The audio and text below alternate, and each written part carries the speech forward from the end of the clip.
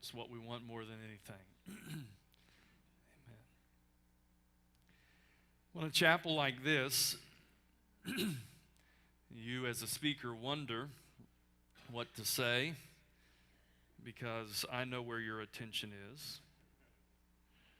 I know what you want to do, and I was there and still have a major competitive streak, and so I understand wanting to get out there on the floor and leaving it there, and so I get it. But as I was thinking about this chapel today, I thought of an event in my life that has forever impacted me. According to statistics, there are over 2 million alligators living in the state of Florida. If you know where to look, you can find them just about any time you want. How many saw the recent video of the python and the alligator fighting on the golf course? Did anybody see that? Isn't that cool? I still wonder who won. Why did they stop videoing? I wonder which one. I hope the alligator won, because I hate snakes.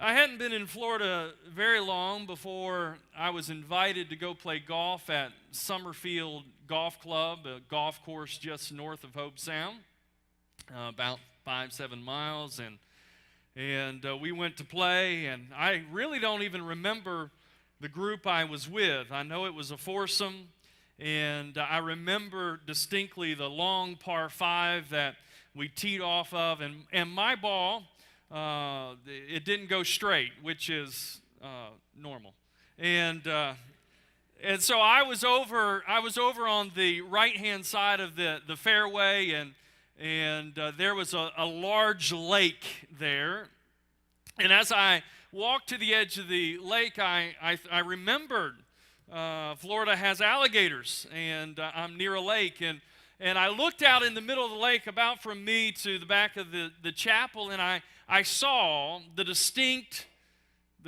eyeballs and the snout of the alligator just out there over the water.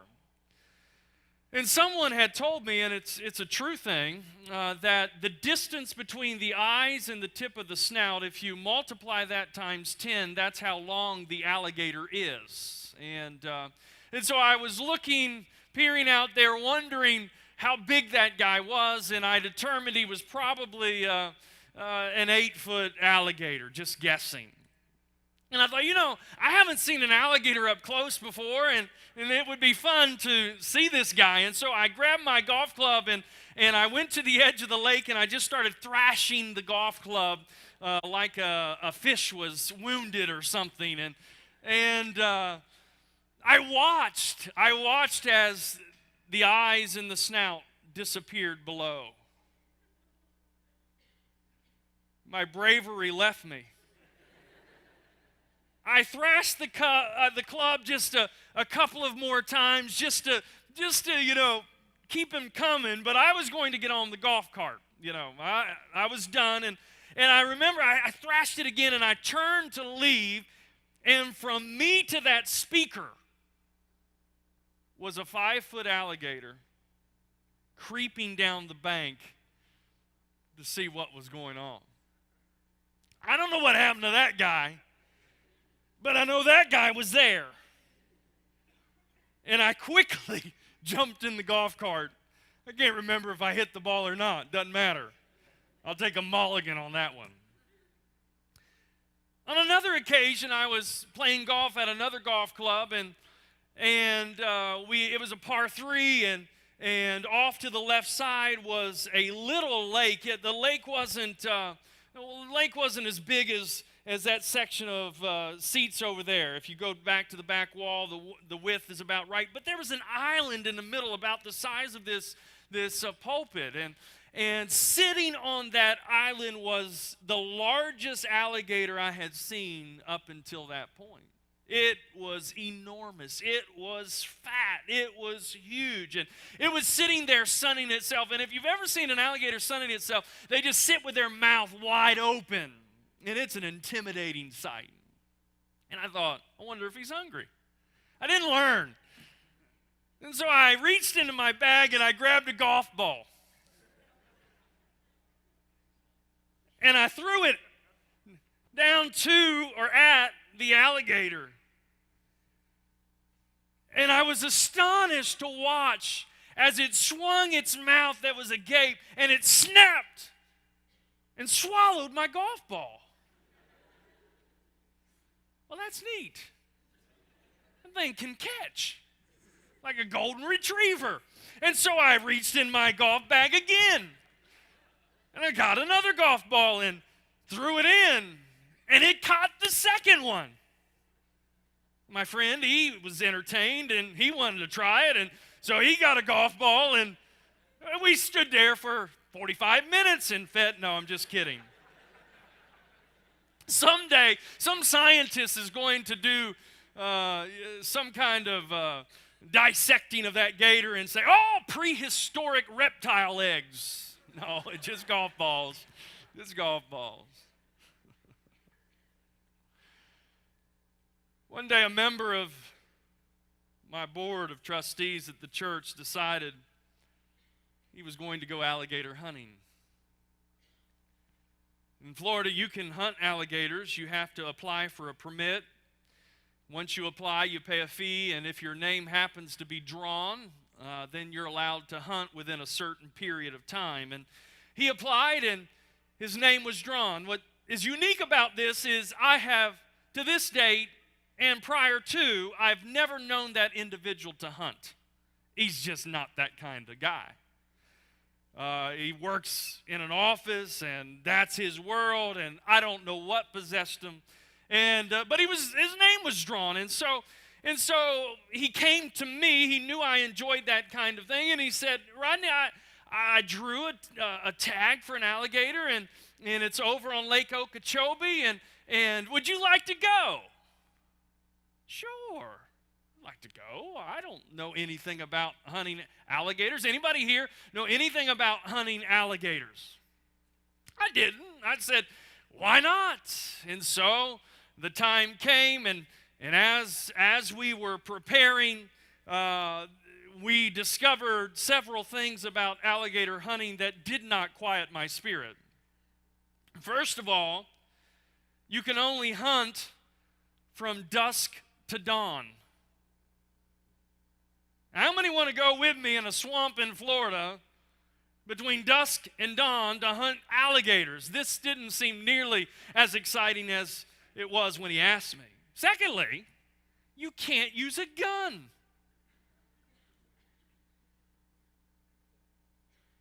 You can't. Terrible.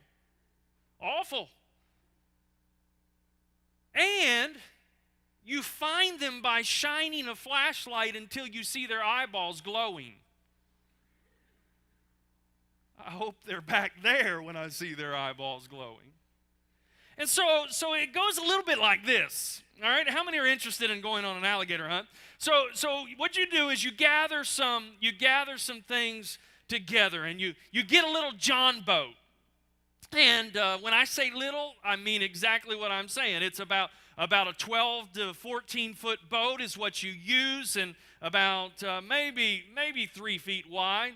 And the reason you need a small boat is because it's a terrible reason, but the reason you need a small boat is because every once in a while you have to get out of the boat and carry it over a log and get back in the boat in the same water that the alligators live in.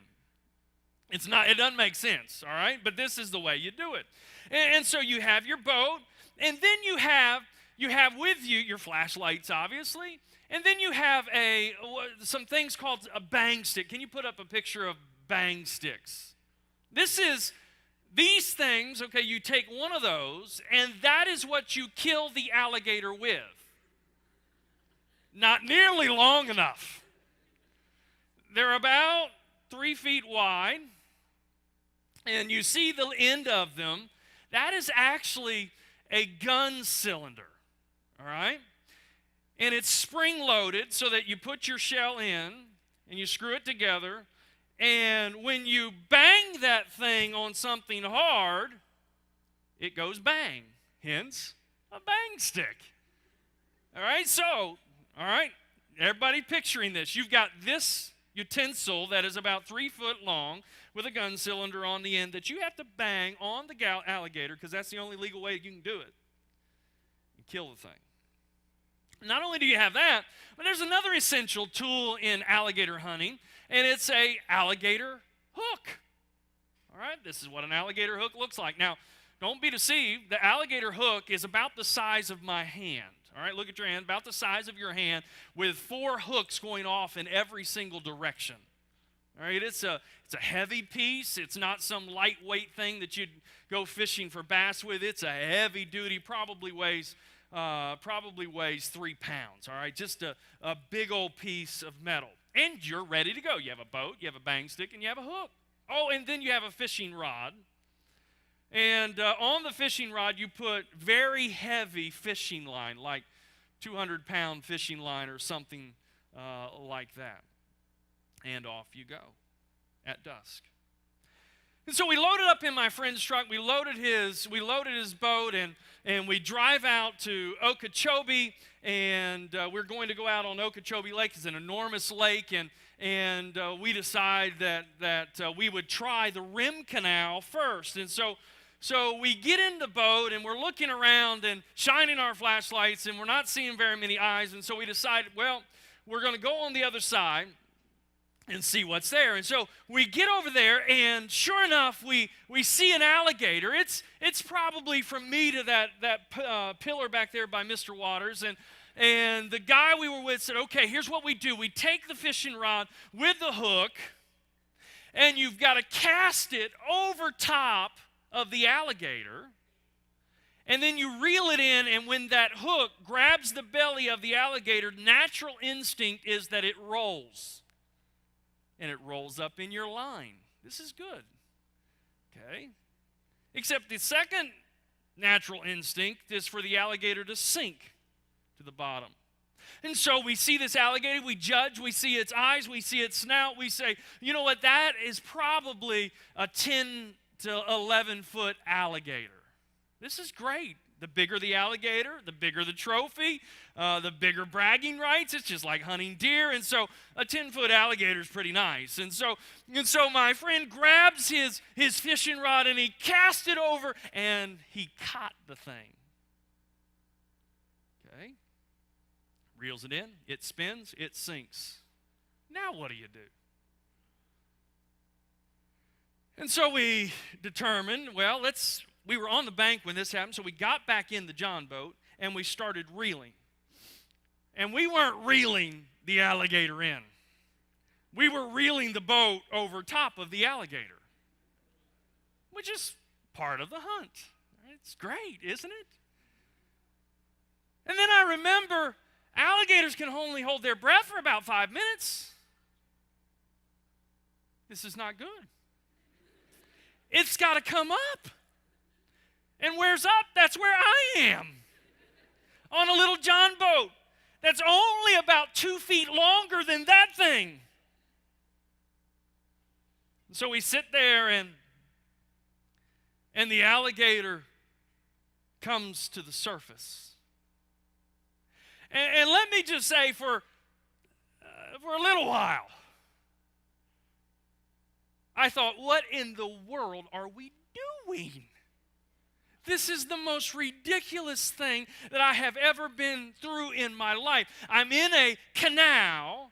We've seen other alligators that are much smaller. We've got a big one right here. If he capsizes this boat, my leg is going to be his lunch.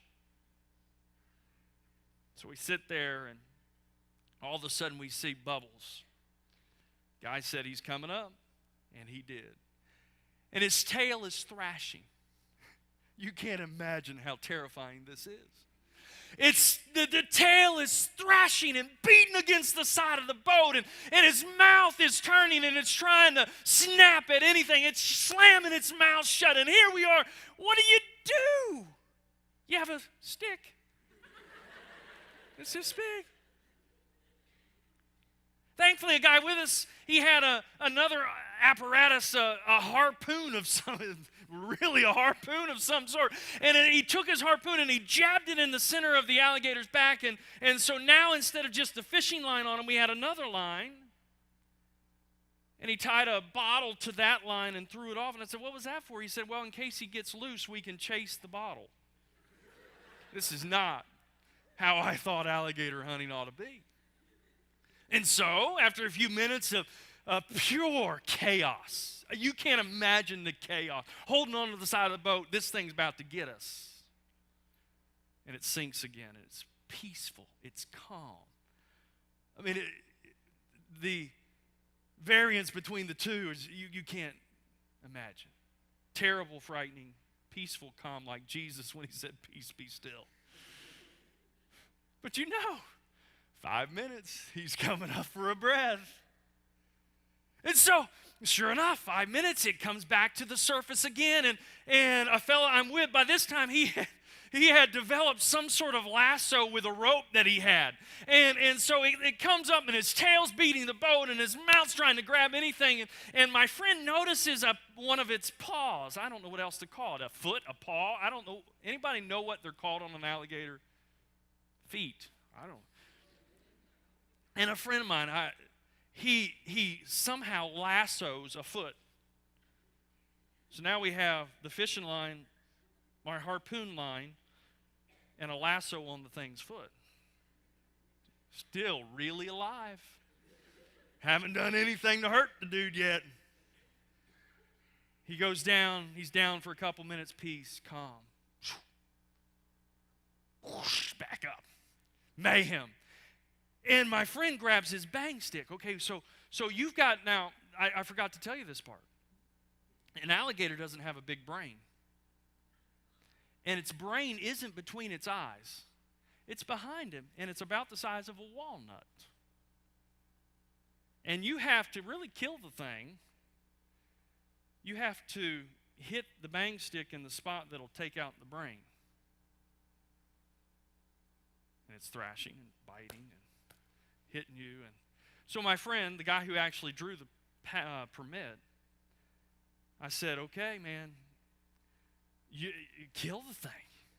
You got to do something. Kill it. Take the bang stick, man, and hit it. You've got it. He said, I'm scared. I am too, but I'm not going to say it. He hands the bang stick to me. He says, you do it. And I said, no, I can't. You're the one that drew the permit. You've got to do it.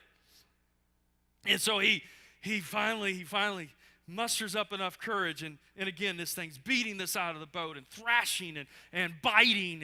And it's terrible. And finally, he grabs the bang stick and he hammers it on the thing's head.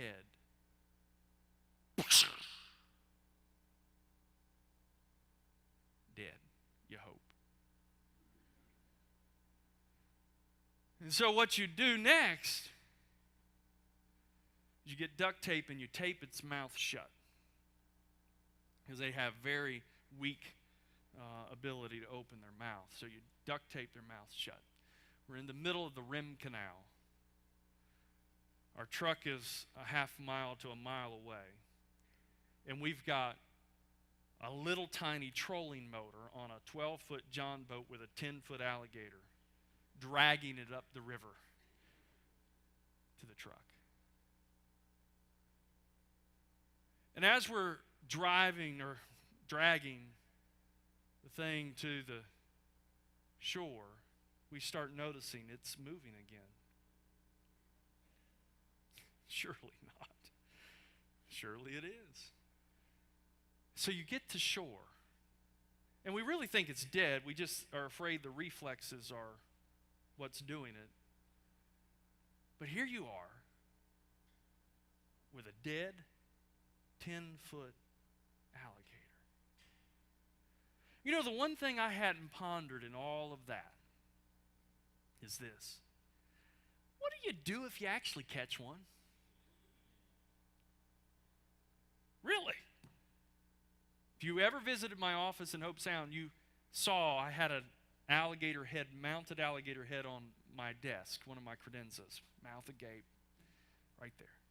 What do you do if you catch one? It reminds me a little bit about like a dog chasing a car.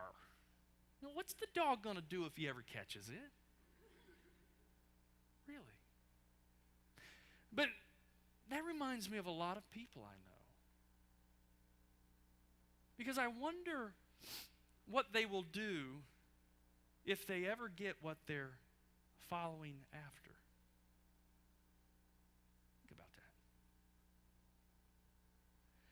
Or to put it another way, I wonder if they've ever really thought about where they will be ultimately when they get where they are going directionally. Are you with me? Where are you going to be? Think about that for just a moment. If the direction of your life doesn't change, if you remain on the course that you're on, where will you be when you wake up in eternity? What are you going to do when you catch it? You see, if you're not going to accidentally end up in heaven. The only way you're going to make it to heaven is if you deliberately choose Christ.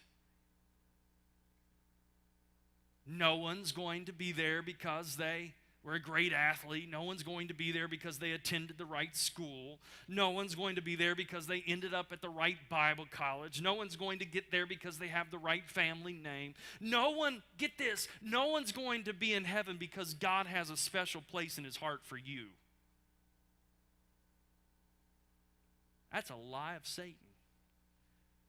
That you're somehow God's favorite child and he's going to overlook some sin in your life. No, not going to happen.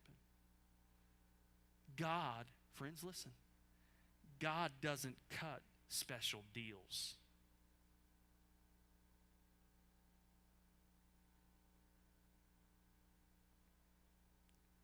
And so the point of this chapel and my little talk, not a sermon, little talk,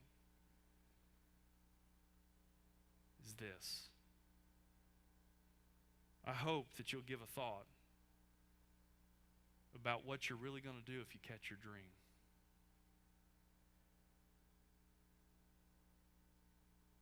What are you going to do if you catch your dream?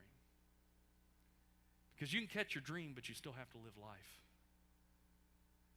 And you still have eternity. Secondly, I hope that you know where you will be when you get to where you're going in life. Oh, I hope you have loads of fun today. And I hope you win. At least some of you. Somebody has to lose. Just don't want it to be my team, you know. I hope you have loads of fun. I hope this is one of the most special days in your memory. But I hope that you'll think that there's more to life than right now. What are you going to do if you catch the alligator? What's the dog going to do if he catches the car? Where are you going to end up if you maintain the direction that you're following right now? Let's stand. Father, I pray that you would help these young men and young women to nail some things down spiritually so that they know where they're headed. Lord, I pray that you would help them to not just float through life without meaning or purpose or direction, but Lord, that they would allow you to set that course. Lord, I pray that those who are chasing dreams, we all dream. We all have great hopes and ambitions and all of those things. We want to accomplish them, but Lord, without you, they're nothing. And so, Father, I pray that you would help these young men and young women to embrace that. Father, help them to have fun today. We believe you enjoy fun. And I pray that you would just help them to have a great time, great attitudes, great sportsmanship. And I pray, Father, you'd keep them from injury and harm. And Lord,